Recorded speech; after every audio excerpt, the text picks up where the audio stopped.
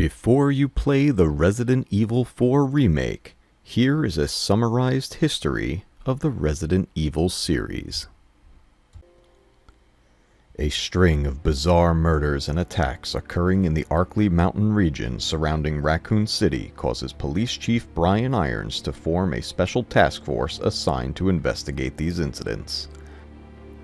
Albert Wesker leads the Special Tactics and Rescue Service unit with recruiting assistance provided by longtime STARS member Barry Burton. Together, the two men hired recruits from all over America and brought them to Raccoon City. By July of 1998, the STARS team is almost fully formed and trained for the task at hand. A group of hikers in the Arklay Mountain region are attacked and pursued by a pack of cannibalistic maniacs said to be emanating from a mysterious house in the forest. Wesker dispatched STARS' secondary unit, the Bravo team, to investigate. For unknown reasons, the Bravo team's helicopter malfunctioned and crash-landed in the forest. As the group split up to investigate the woodland area, rookie medic Rebecca Chambers discovered an abandoned passenger train on an unmapped rail line.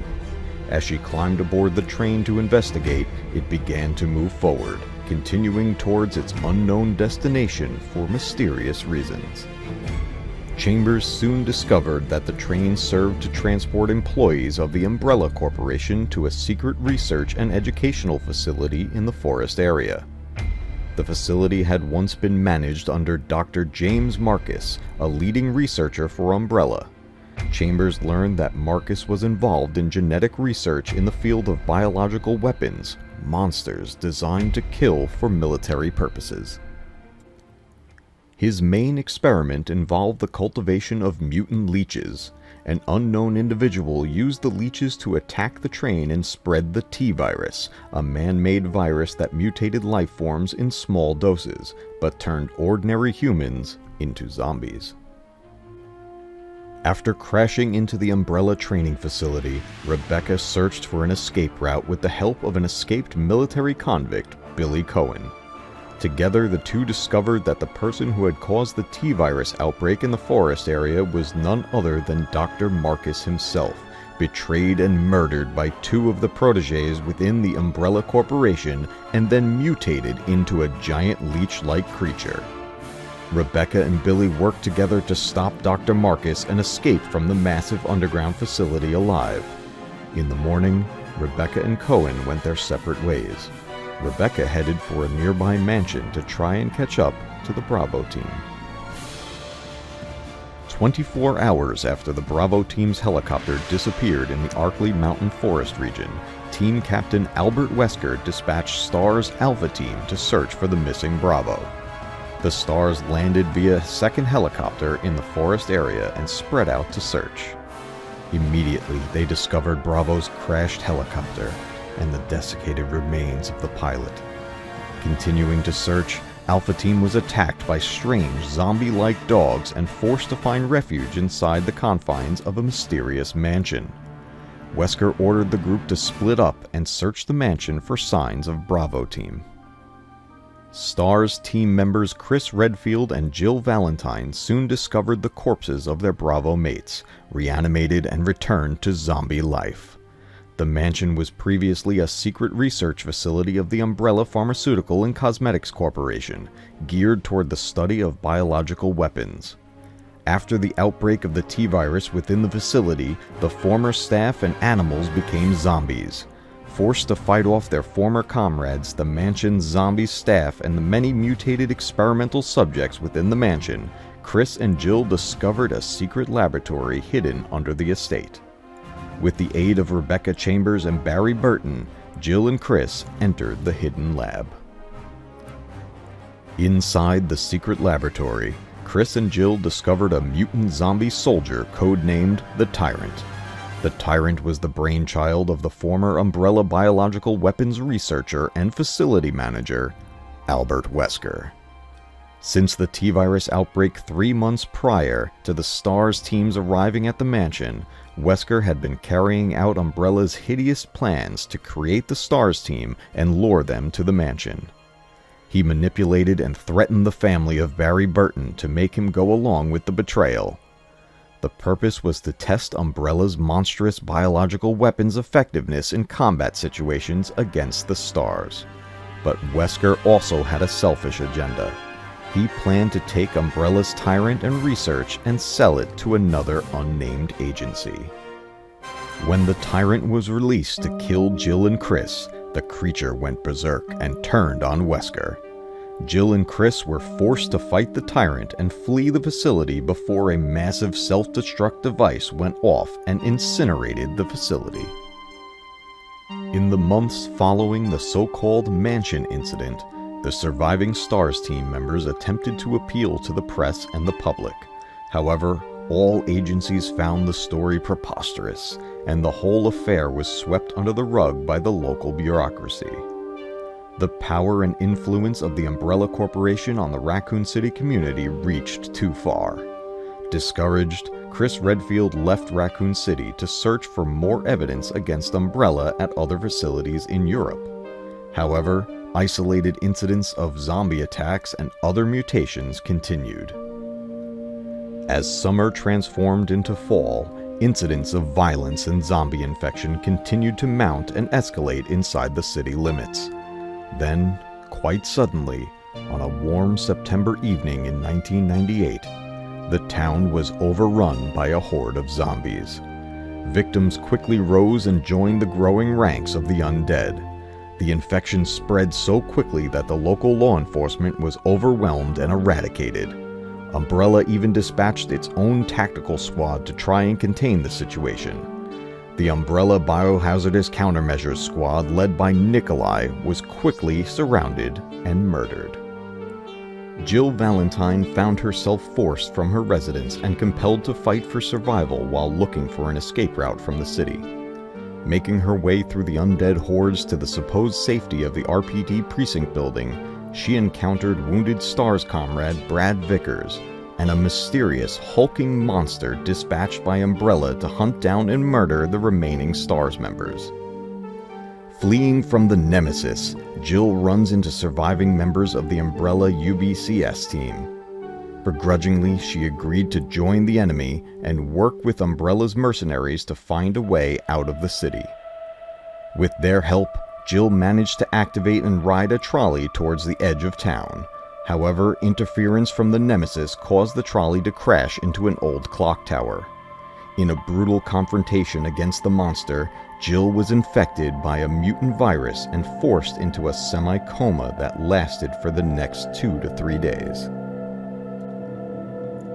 Hearing the strange stories circulated by the national media regarding Raccoon City and the strange occurrences there, college student Claire Redfield became concerned for the safety of her older brother, Chris. Leaving school, she traveled to Raccoon City to search for him. Meanwhile, Police Academy graduate Leon S. Kennedy arrived in Raccoon City for his first assignment. The two were immediately swept into the outbreak situation in Raccoon City and bumped into each other while fleeing from the zombies flooding the city streets. Following a severe auto accident, the two arrived at the RPD precinct building. They agreed to split up and search for an escape route from the dangerous precinct house and the city. Searching independently, Claire encountered the police precinct's insane and sadistic administrator, Chief Irons, while Leon was enraptured with and continually left behind by the beautiful and secretive Ada Wong. Both encountered a young child, Sherry, who appeared to be fleeing from a horrific mutant.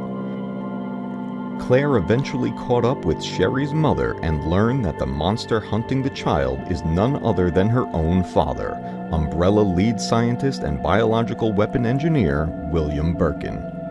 Mutated by his own G-Virus, Birkin sought to spread the G-Virus by capturing his own daughter and implanting her with an embryo, as specified in the genetic coding of the G-Virus. Claire tried to find Sherry in time, but arrived too late. Claire carried the infected child into the heart of Birkin's underground research laboratory in the hopes of finding a cure for the girl before the virus spreads. Meanwhile, Leon learned that Ada was actually an agent working for one of Umbrella's competitors and that she's looking for a sample of Birkin's G-Virus. In a confrontation with Sherry's mother, Annette Birkin, Ada Wong was wounded and thrown over the side of a suspension bridge high over a deep shaft in the underground lab. She professed her love for Leon before forcing him to let her drop to certain death. While Claire worked to create the vaccine for Sherry, Leon attempted to secure safe passage out of the facility via an Umbrella emergency escape train within the facility. While powering up the device, Leon encountered one of Umbrella's tyrants, dispatched to reclaim the G-Virus and silence anyone who knew too much. During the confrontation, a shadowy figure resembling Ada appeared and threw a rocket launcher to Leon. Leon used the weapon to kill the creature and was left wondering if Ada could have possibly survived her fatal injuries. Claire reunited with Leon, and together they administered the G-Virus vaccine to Sherry. They managed to fight off the continually mutating Birkin and escape the city on Umbrella's subway train. But their troubles with Umbrella were hardly over. Sometime later, UBCS mercenary Carlos Rivera decided to leave a wounded and infected Jill Valentine to go search for help. In the nearby Raccoon City Hospital, he found a secret Umbrella monster tank as well as the chemical components of a vaccine for Jill. While leaving the hospital, Carlos discovered explosive charges planted by UBCS team leader Nikolai in an effort to silence him permanently. Carlos managed to escape the hospital before it blew sky high. After the vaccine restored Jill, she and Carlos navigated through the Raccoon City Park in hopes of finding an escape route. What they found instead was yet another secret Umbrella facility, referred to as the Dead Factory. This was a place where Umbrella disposed of biological waste and failed guinea pigs, meaning human test subjects.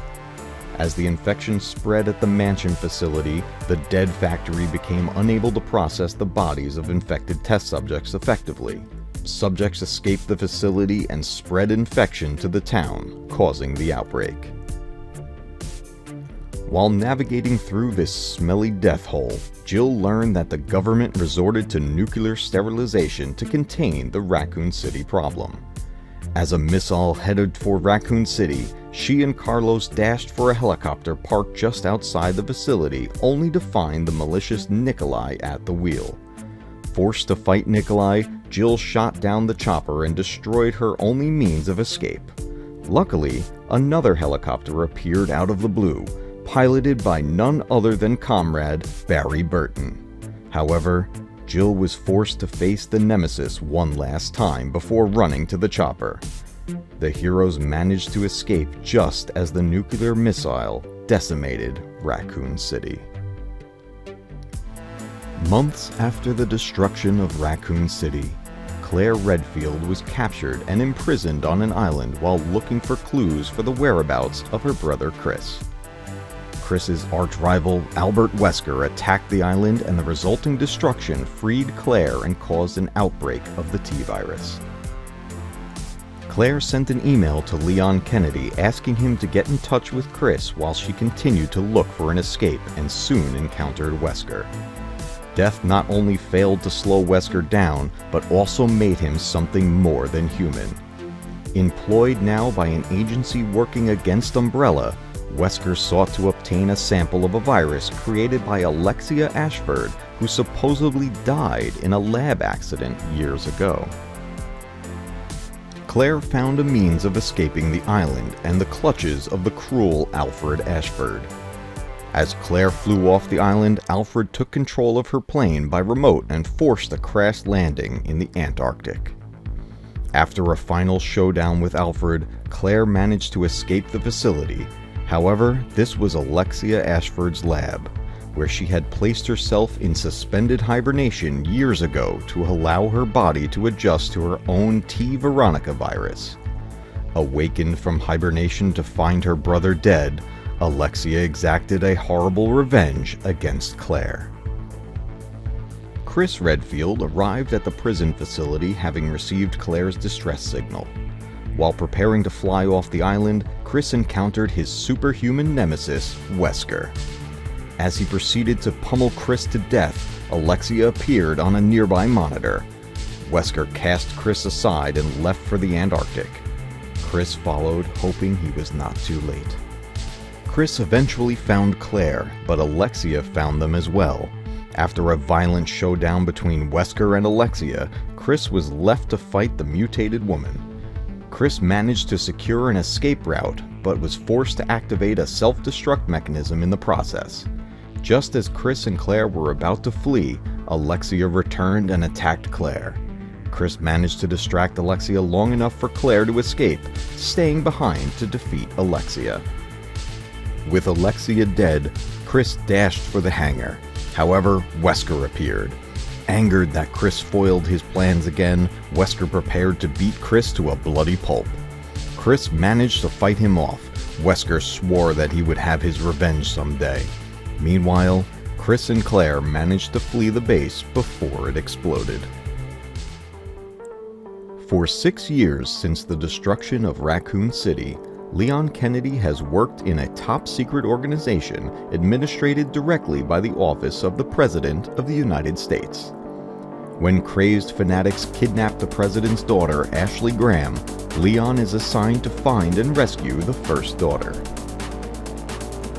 Fragmented clues lead Leon to a small village in Europe, seemingly unaffiliated with the kidnappers in any way. But when Leon asks the local villagers for help, they respond by attempting to murder him. The villagers are relentless, highly organized, and seemingly superhuman in strength and stamina. Bullets alone do not seem to be enough to suppress them.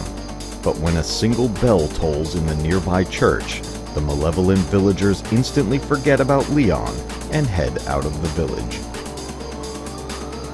What could cause the villagers to act with such violence and cruelty, and what gives them such augmented strength? Could it have anything to do with the events of 6 years ago in Raccoon City? Leon must delve deeper to learn the horrible truth and save the president's daughter. The story continues in a remake of one of the most iconic entries in the franchise, Resident Evil 4.